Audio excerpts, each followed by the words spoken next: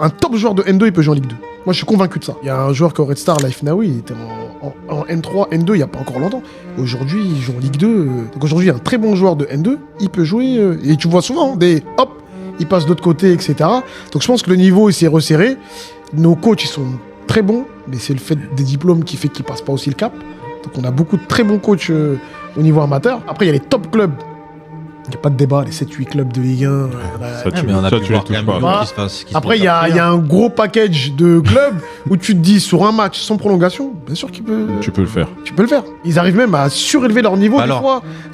Des fois, ils arrivent à battre une Ligue 1, une Ligue 2, encore une Ligue 1, et des fois, les gens disent, mais Donc, et tu vois qu'ils jouent le maintien en N3. Les gens comprennent pas. Donc on peut se poser des questions. Aujourd'hui, est-ce qu'on peut se dire aussi que d'être professionnel et d'avoir un statut pro et d'avoir toute une mise en place autour de toi pour pouvoir évoluer correctement, est-ce que ça sert réellement?